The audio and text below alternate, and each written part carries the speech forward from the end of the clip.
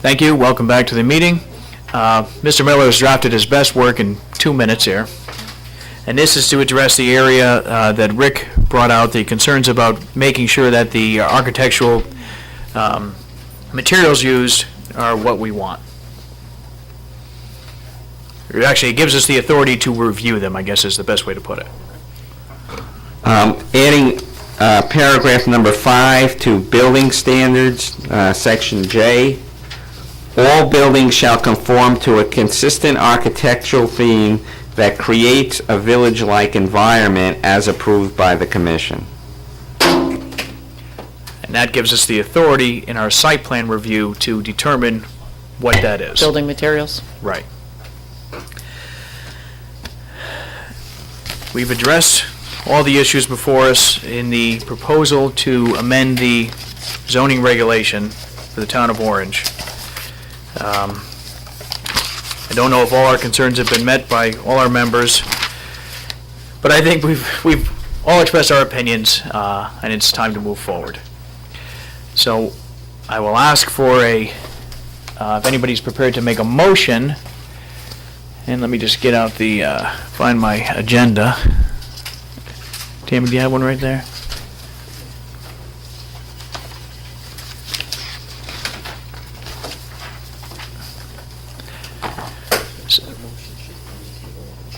Yes, yeah, we'll have to include that in the motion, yes.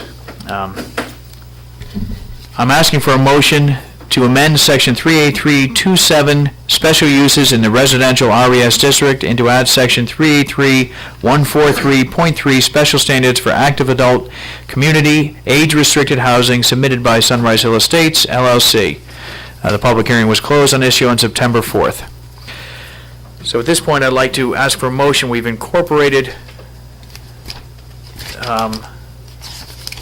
we reviewed the application and incorporated some changes. The application did have age 55. We'll stay with that, the density. So the changes we're going to make are that the ratio be 60, well, that we've asked for it be 67%, and that we include Mr. Miller's addition to number 5J regarding the building materials.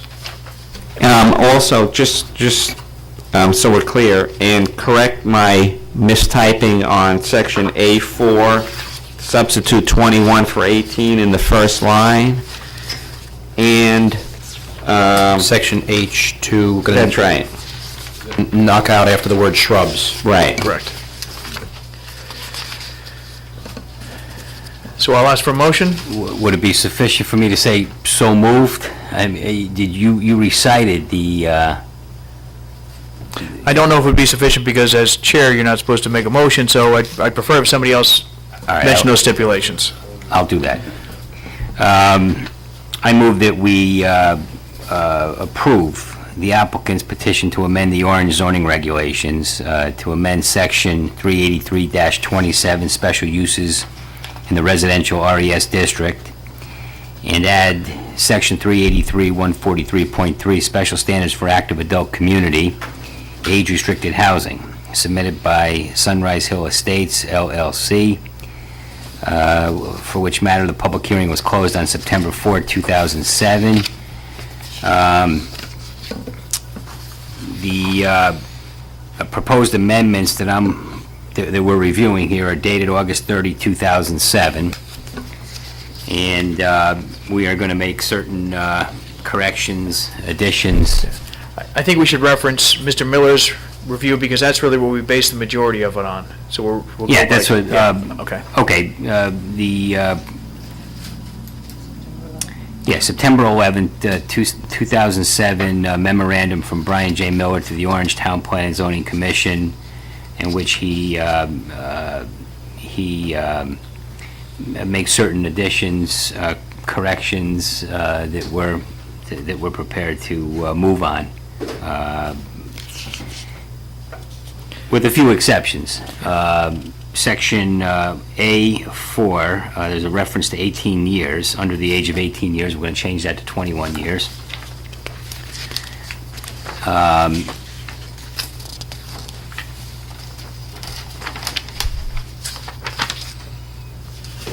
We're going to delete language in section H, subsection 2, 5 lines down in that section, which says, the line begins deciduous trees and shrubs. We'll put a period after the word shrubs and delete the rest of that sentence, correct?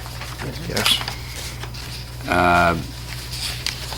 In J, subsection J, building standards, subsection 1, there's a reference 4 lines down in that section to 50%. Sentence says a minimum of 50% of the dwelling shall consist of 1 and/or 2-bedroom units. We're going to change the 50% to 67%, or at least that's the motion anyway. Was there a, let me interrupt, I just want to make sure we don't forget it. Brian, we're going to interject your A4, I want to say, and your language into A4. Well, we did because we incorporated into, we're basing it off of his Oh, okay. memorandum of September 11. Yeah, and we're adding a section, a subsection 5 to, Actually, that should be subsection 8. Subsection 8, yes, to J. Because So- J continues on the next page, so we have to go to 8. all right, which you have to hand over the language if you want me to read that into the motion. Actually, it even goes to 9, but it'll say, all buildings shall conform to a consistent architectural theme that creates a village-like environment as approved by the commission. Okay, and that would be J 9. Right.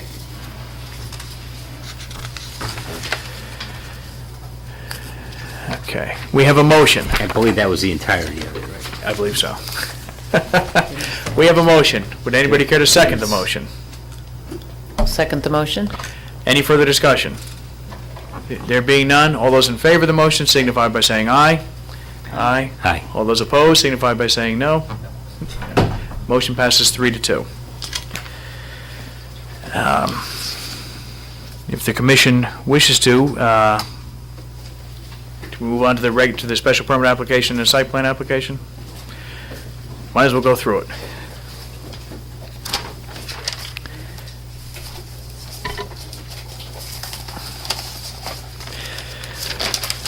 We'll move on to number 9, which is a special permit application submitted by Sunrise Hill Estates LLC for property known on Assessors Map 96-3-Lot 1,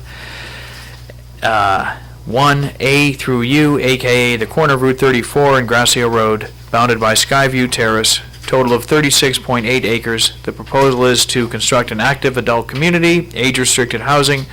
A total of 142 units are proposed, with a community building and associated tennis court. Site plan application has also been submitted. A public hearing on this issue was closed on September 4th. Let me just clear some of my material here.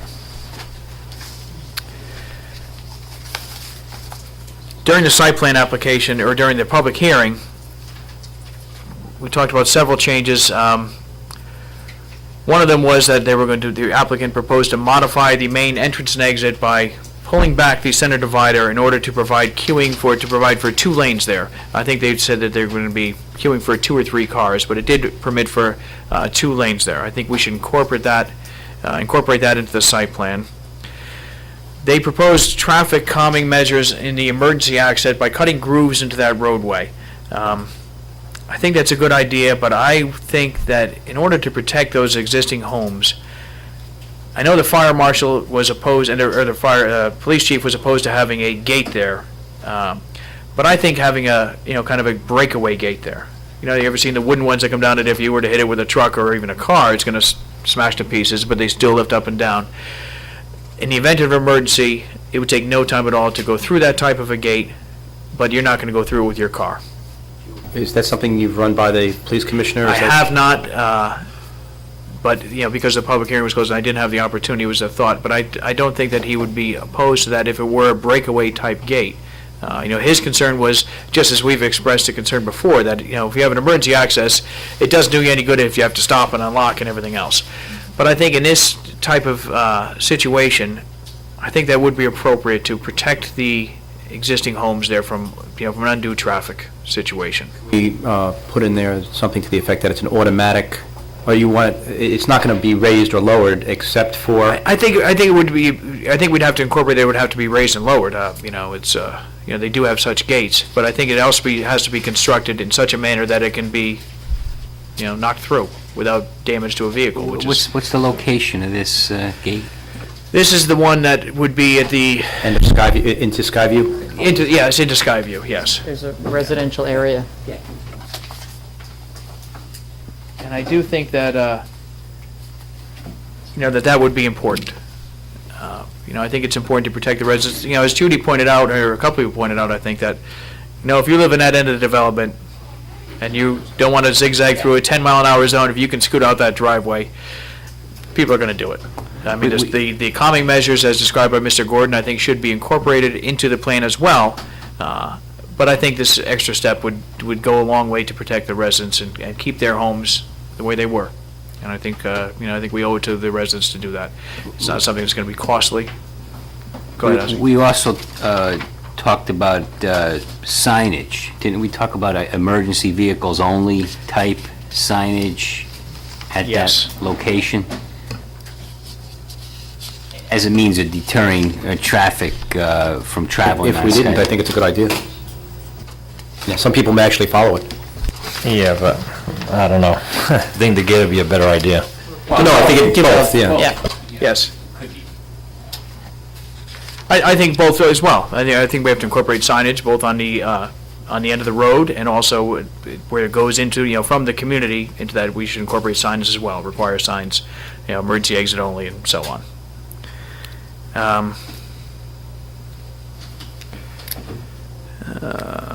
I think that we should make a condition of approval that the site layout remain the same as was proposed, with the duplexes being duplexes where they proposed, triplexes, single-family homes where they are proposed in the site plan that was submitted to us and that we have reviewed. I don't have an objection if the applicant wishes to adjust the floor plans of those units, given that we brought the 67% in. I don't know exactly how we would address that in the site plan approval or lack thereof. And I think that we have to make a consideration that, as Rick pointed out, that the architectural treatments on the exterior of the buildings be as described, and they gave a certain description about having, I can't remember how they worded it, but it was addressed in the public hearing that they would limit the amount of duplicate. In other words, you wouldn't have 3 clapboard houses in a row or a certain amount of clapboard houses in a row, that the architectural treatments would differ throughout the community. It was different colors, weren't they? They were colors, but also the exterior treatments as well. Right. They had, Like no two in a row would be identical, it's something. yeah. So I don't know how we want to word that. Wouldn't that go part of the review? Well, Brian's working on that. Are there any site plan issues that have to be covered?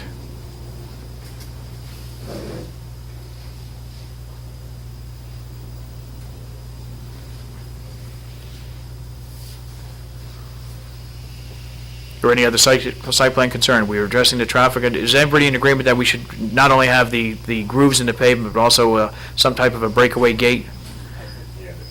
Any way to run that by I mean, not that we should condition the approval on this, but. I think that, I agree with that we run that idea by and we make that, a breakaway gate that meets the approval of the fire department and police department. I think that's smart, because Right. I'm uncomfortable without their, Yeah. at least passing upon it. Right. And what I mean by that is, maybe I'm using the wrong term, but I've seen them where it's just a simple board that's really just held on by clamps, and they raise up and down, so you can raise it in a normal fashion. But the intent is that, if you have to go through it, you go through it. So I think that, we run that by, with the approval of the fire and police departments. I think we can make that a condition of approval, and I think the applicant can provide a demonstration of the material that they propose to use to meet this regulation, and run that by the fire department for approval. And we're going to modify the main entrance and exit, as they described in the public hearing, to provide a little bit of queuing there for left-right turning on the exit.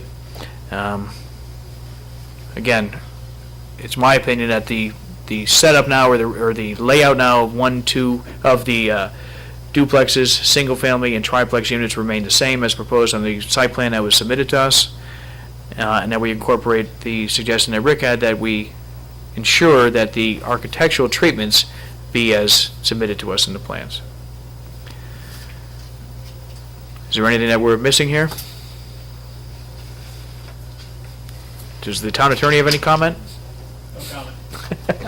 The only question I have gets back to this phasing schedule and the timing of the clubhouse, and whether the commission wants to address that or not. If I'm not mistaken, the phasing schedule's already on the plans. That was a request from wetlands. Well, the phasing schedule from wetlands is different from ours, though, because the phasing schedule from wetlands has to do with the infrastructure. We're talking about with wetlands, you're dealing with, once you have the roadways in, you have to have your drainage and everything else in. We assume that the wetlands is already taken care of that for our reasons. I think what Mr. Miller is referring to is the phasing of the construction of the recreational facilities to do, and they did also present a phasing plan. I believe they're going to start with the larger units up on the top, and that had to do with the wetlands issues, that had to do with retaining walls and retaining walls and things of that nature. So that was addressed in the public hearing.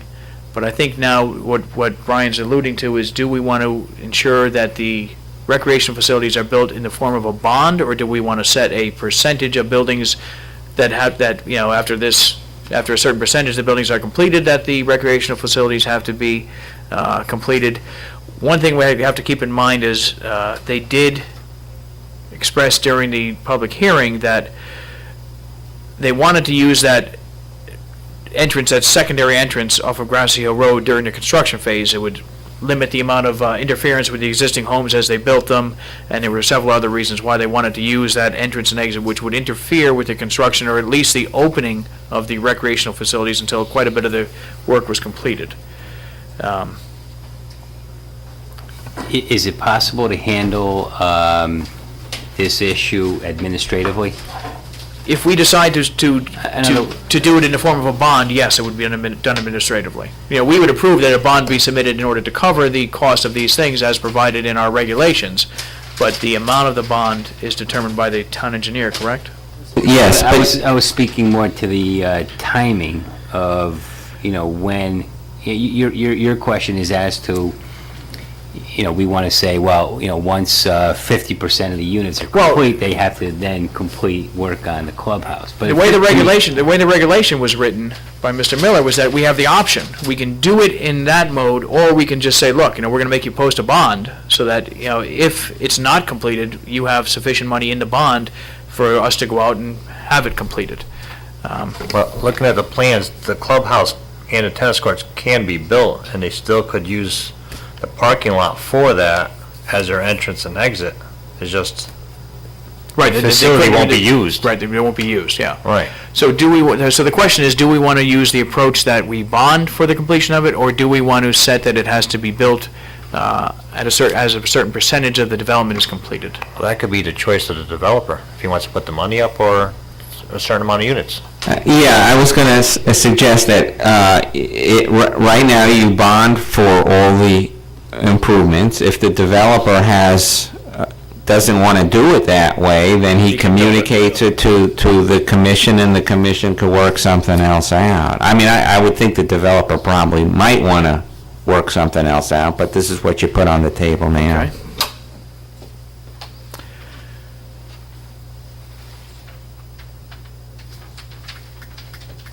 Are there any other concerns?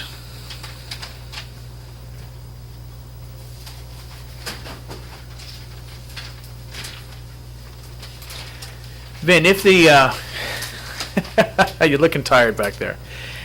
If the developer were to propose to change the floor plan of, say, the single-family homes, to build them smaller, just say for the sake of argument, if they're going to be held to the 67%, if they want to make these units then less square footage and make them smaller, does that affect in any way the application, the site plan approval?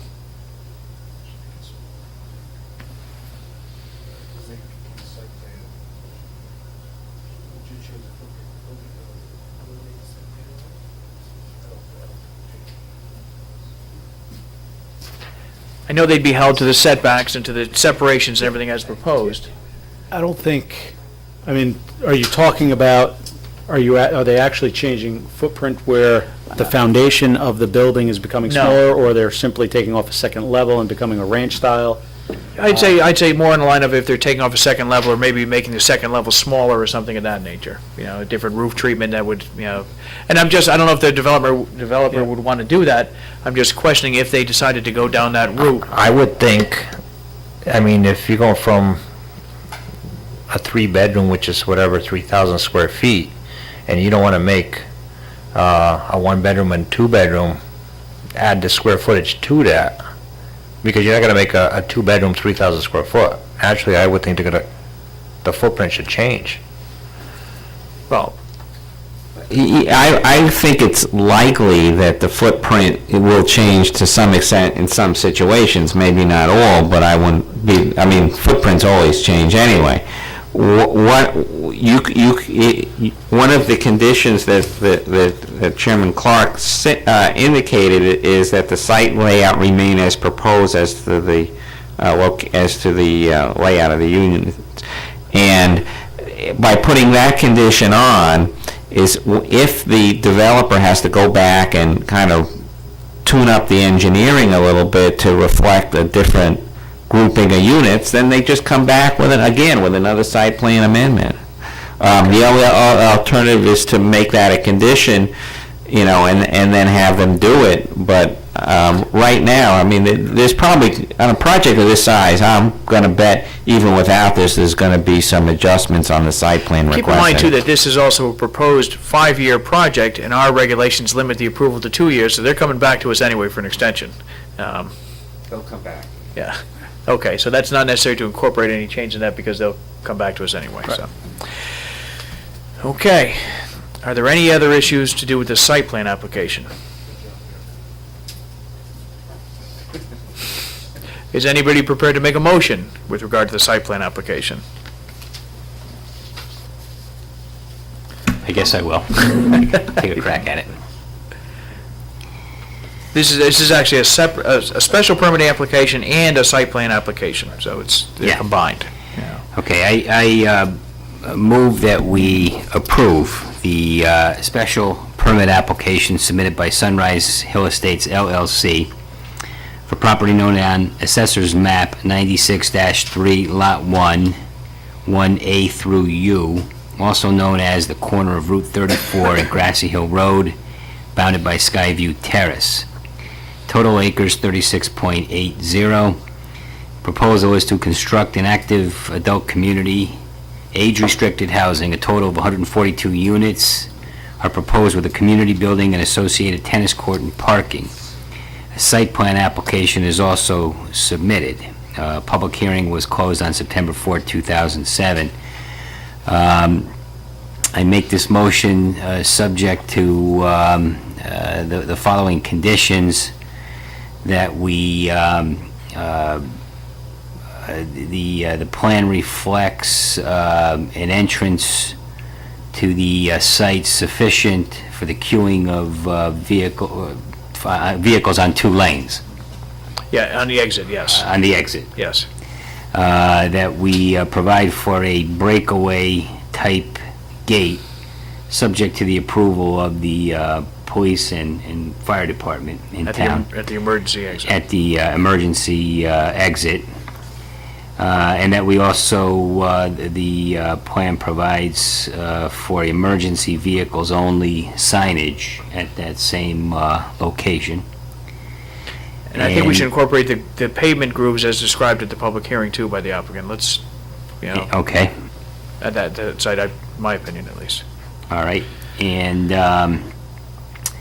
further, that the site layout, in terms of the location of various building types, be built according to the layout that was presented by the applicant at the public hearing, and that the applicant proceed with exterior treatments varied as submitted in the plan.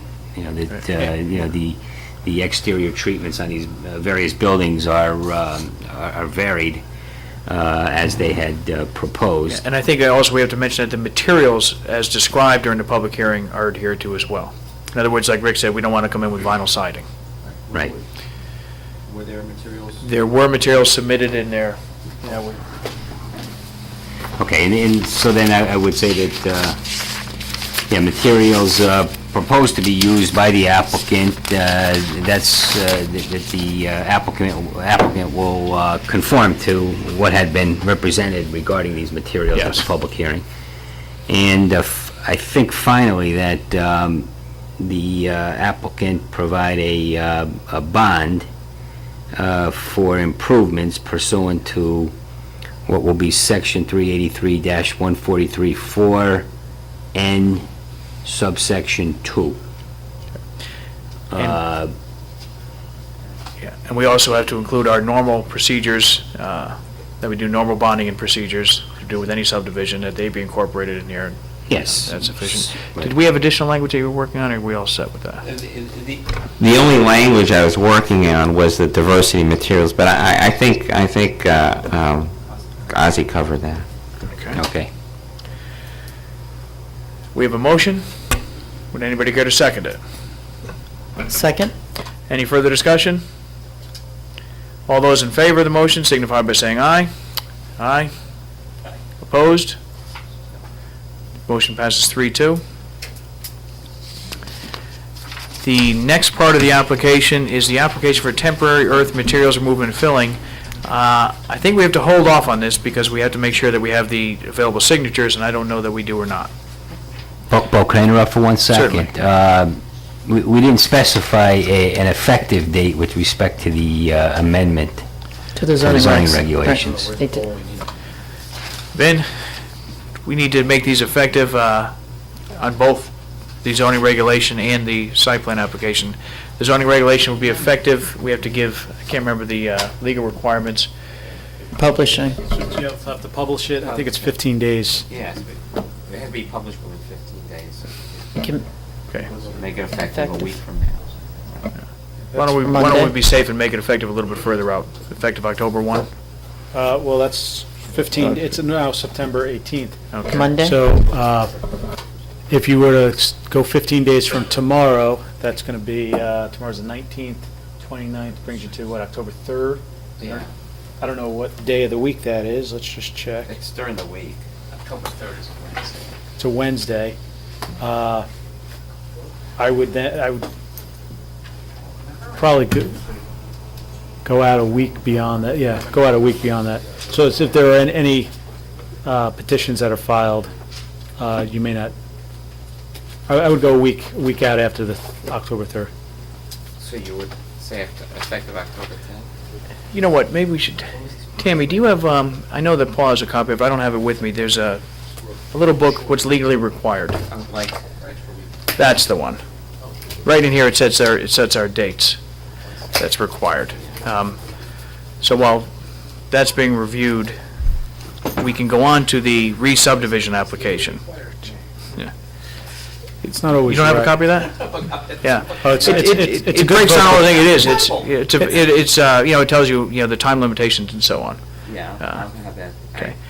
Let's go on to the re-subdivision application. Re-subdivision application submitted by Anderson Wilcox Corporation for property owner Sunrise Hill Estates. The property is located at the corner of Route 34 and Grassy Hill Road, aka Assessors Map 96.3-Lot 1, 1A through 1U, for the consolidation of 21 existing lots to 7 lots with one out parcel. This proposal also includes the abandonment of Sunrise Hill Drive, Deerfield Lane, and Goose Lane, and the public hearing on this matter was closed on September 4th. And with this, we also have to deal with the extension of what would be now Sunrise Hill Road beyond the 1,400 feet cul-de-sac.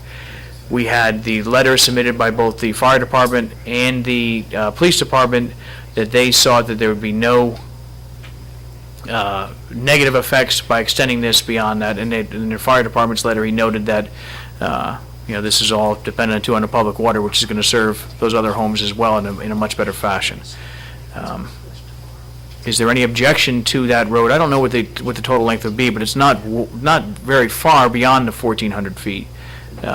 It's well under 2,000 feet, if I'm not mistaken. But it still requires our approval. Are there any objections or questions to that?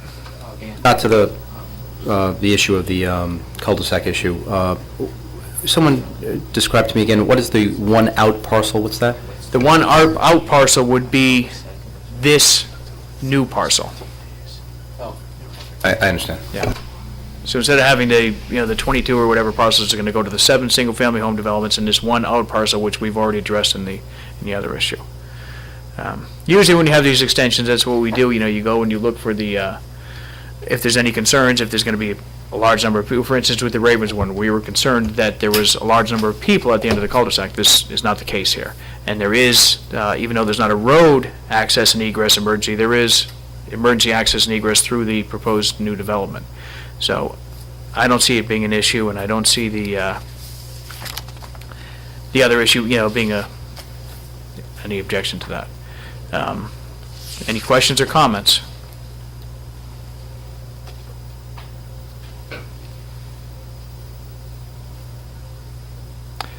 Would anybody be prepared to make a motion to approve the re-subdivision application, including the extension of the Skyline Drive cul-de-sac beyond the 1,400-foot limit? I'll make a motion to approve the re-subdivision application submitted by Anderson Wilcox Corporation for property owner Sunrise Hill Estates LLC. The property is located at the corner of Route 34 and Grassy Hill Road, for the consolidation of 21 existing lots to 7 lots with 1 out parcel. The proposal also includes the abandonment of Sunrise Hill Drive, Deerfield Lane, and Goose Lane. And the extension of Sunrise Drive beyond? The extension of Sunrise Drive. We have a motion. Would anybody care to second it? I'll second it. All those in favor signify by saying aye. Aye. All those opposed? We have a small problem here. That covers the re-subdivision application. We've created the new lot. But the extension of Skyview Drive requires a supermajority, which means that the Skyview Drive extension was not approved beyond the 1,400-foot limit. So, just to point that out. The subdivision was approved, or the re-subdivision was approved. The Skyview Drive extension did not pass by virtue of the fact that it requires a supermajority. What does that do to the project on tying into Skyview Drive? That's a good question. Didn't the re-subdivision application, again, these philosophical debates at 10:30, but didn't the re-subdivision application also include the request for waiver for the maximum length of Skyview Drive? That was included in the re-subdivision application, but we looked at it as two different. In other words, we voted on it the same thing because it was included in the re-subdivision application. Right, so the re-subdivision application is not approved, right? Well, the re-subdivision application, breaking it down, there's two components of that. The re-subdivision application does not require the supermajority. Right. The extension of the road beyond the 1,400-foot limit does require a supermajority. So now the question remains is there enough room on that road to allow for the emergency access and egress? And I don't know if our maps go all the way out to the street.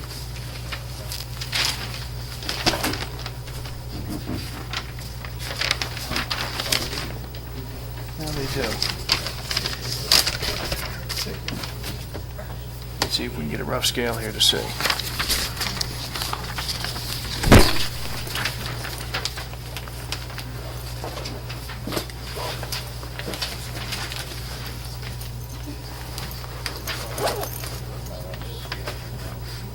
Does anybody have a ruler? Jeff, you have a ruler on you by any chance? The engineers always have a rule. I usually have one. I use a thumb too sometimes.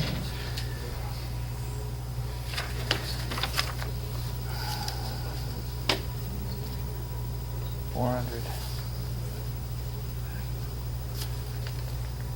800.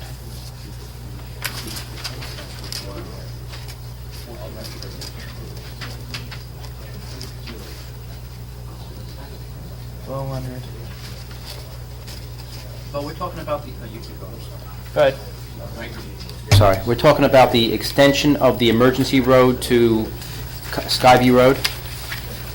Well, what we're talking about is Skyview Road. 1,400 feet comes in right about here.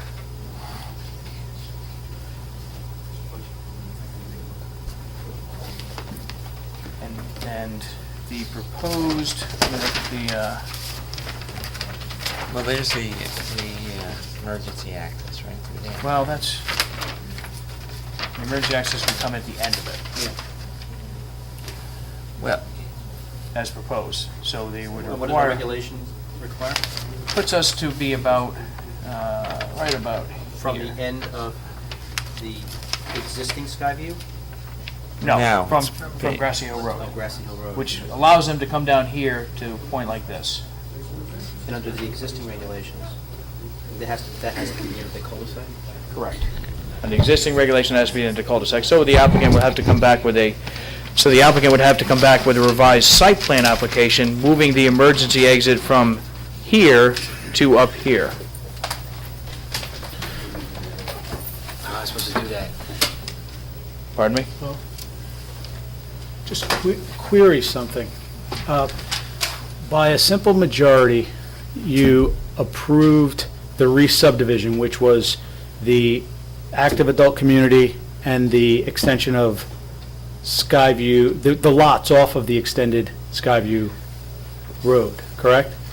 So the re-subdivision map originally, you went from your single lots to what has become an active adult community and some independent lots off of an extended road off of Skyview, right? That was approved by a simple majority, that re-subdivision, Correct. right?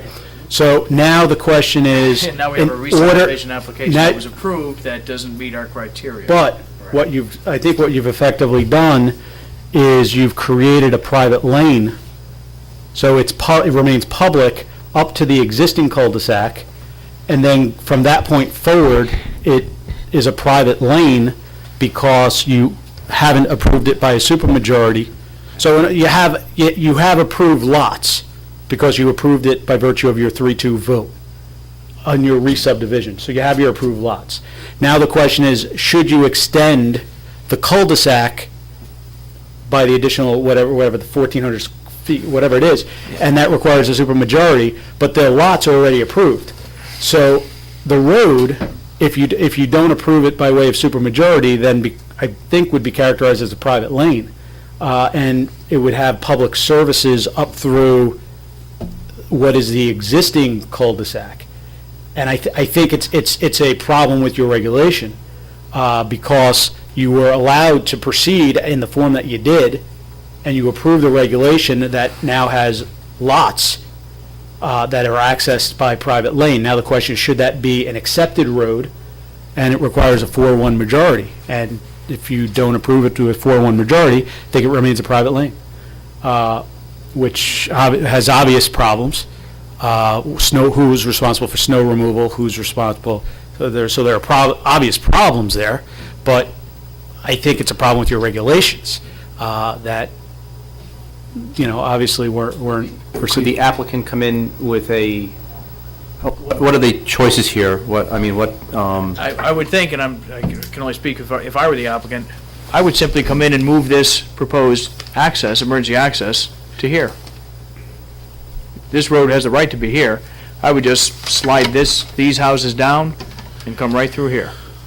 So as far as the Sunrise Hill project, or the Fieldstone Village project, it would just require a modified site plan. Or could they go to ZBA, or is that even more onerous? I assume what they could do is they could take an appeal from your denial, and we could litigate the matter in court, and a judge could determine whether or not the quirk in your regulation creates a problem. I think for all practical purposes, it's not going to stop this project, because the applicant will simply, as I said, slide these couple of houses down and slot their road out right to here. But you can't change the footprints. He could come in with a re-subdivision Oh, application. you could come back. They have to come back. Come back with a re-subdivision application, but I mean, that would take him a week to do. Is this all intertwined with the re-subdivision application that we've just approved? Yes.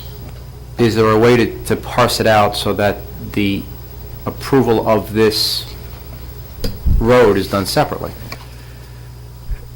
I suppose we could put it in the form of a motion to do that in two separate forms. We could apply for a re-subdivision application. Well, I think we'd have to do it two ways. I think we'd have to do the motion to extend Skyview Drive first, then have the re-subdivision application. Because then if the re-subdivision application doesn't pass with a supermajority, we have this, and then it goes through with no changes. So if that answers your question, we could. I don't know, maybe it's too late. You follow what I'm saying? I think we could have a motion to extend Skyview Drive beyond the limits of the 1,400 feet as per our regulations. We could have that motion first, and if then we could do these issues. We did them as one application, as one thing. We could split the two proposals, and therefore extending Skyview Drive. If we were to get a supermajority on that, that's done. Then we have the re-subdivision application, which doesn't require a supermajority, but we know we have the majority vote on that, and then it would go forward as it's proposed. Would anybody care to make a motion to? Can you just pause for a second before you go anywhere? Because Brian has a look on his face, and I'm kind of, what are you do? What are we doing here? Is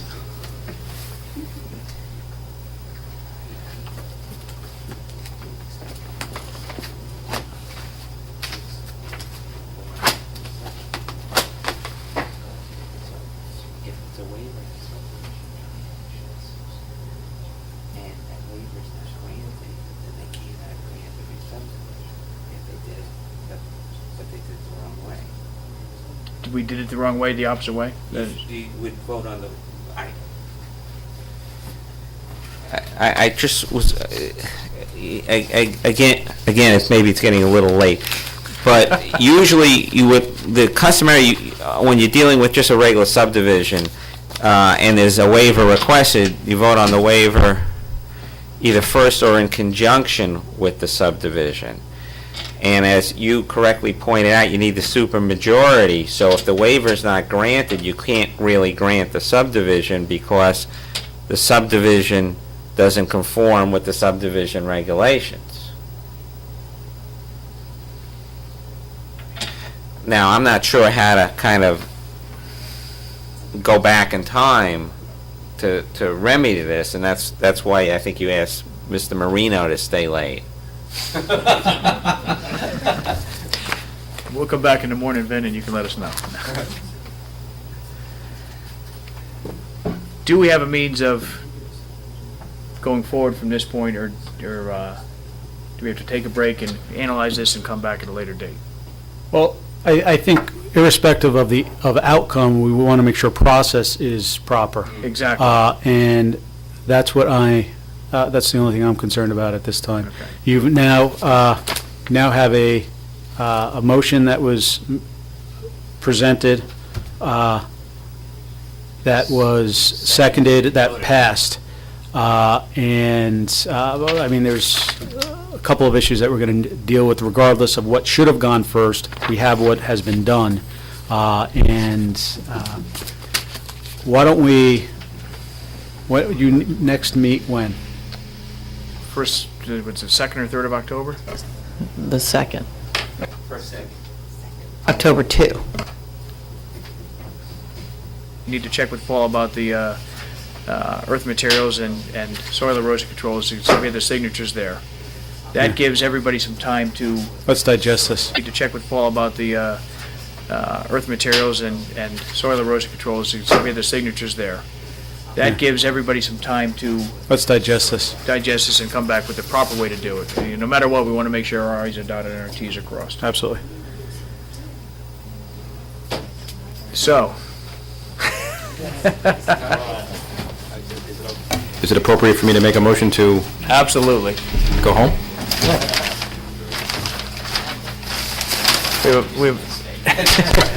We have a motion to adjourn. It's been seconded. All those in favor signify by saying aye. Wait, one thing also, before we leave, we have to set the date. And Brian went through the book. The effective date. The requirement is that the effective date be after the date of publishing. So after conferring with Mr. Marino, we would suggest October 3rd as the effective date, and I'm sure it can get published prior to that. Okay. So the approved applications would be effective, the zone change amendment would be effective as of October 3rd. Do we have to make that in the form of a motion or I not? think we should, just to be sure. All right. We'll have a motion for the effective date of the Zoning amendment. zoning amendment and the special permit application. Is that the one we did? Yes. Yes, With an effective date of October 3rd. thank you. We don't need it for the special permit, I don't Not for think, the yeah. special Yeah, permit, just for the just- zone change, yeah. Yes. I'll amend my motion just for the zoning regulation. We have a motion. I'll second that motion. All those in favor signify by saying aye. Aye. Motion passes unanimously. Okay. Yes.